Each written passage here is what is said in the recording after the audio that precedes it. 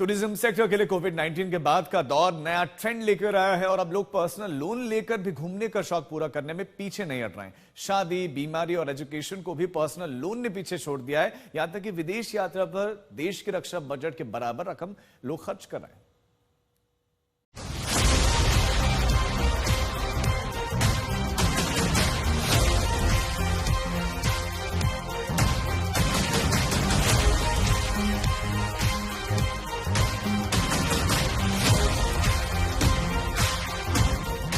एक दौर था जब पर्सनल लोन का मतलब शादी, बच्चों की पढ़ाई या घर की मरम्मत जैसे काम होते थे।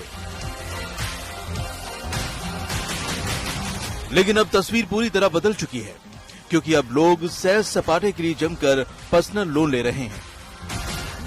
आंकड़ों के मुताबिक 2024-25 में 27% भारतीयों ने केवल घूमने फिरने के लिए पर्सनल लोन लिया, जबकि 2015-16 में ये महज 3% था।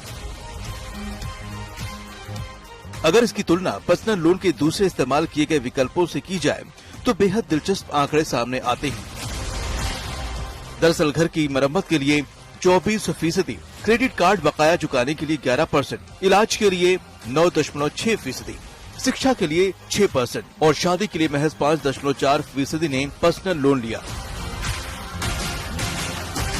यानी घूमने फिरने के लिए पर्सनल लोन बाकी जरूरतों से भी आगे निकल गया है। जबकि 2015-16 में शादी और घर की मरम्मत की पर्सनल लोन का बड़ा हिस्सा हुआ करते थे। अगर ट्रेवल के लिए पर्सनल लोन की चाल को देखें तो 2017 से 2019 में low cost airlines, online booking और अभी घूमो बाद में चुकाओ जैसी स्कीमों ने इसे 10% के करीब पहुंचा दिया था। लेकिन कोविड-19 में ये फिर 2% तक गिर गया था।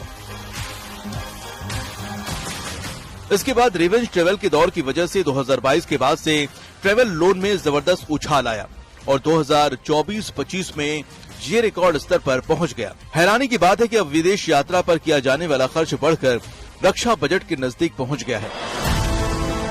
आंकड़ों के मुताबिक 2024 में 3.01 करोड़ भारतीयों ने विदेश यात्रा की, जो 2014 के मुकाबले 72% ज्यादा है। और बीते साल विदेश यात्रा पर करीब 5.5 लाख करोड़ रुपए खर्च हुए, जो देश के रक्षा बजट के 90% के बराबर है। विदेश यात्रा को बढ़ावा देने में जो डेस्टिनेशंस लोगों की पसंद में सबसे ऊपर हैं, उनमें शामिल हैं Thailand, Singapore, Dubai, Malaysia, Indonesia और मालदीव टॉप पर है।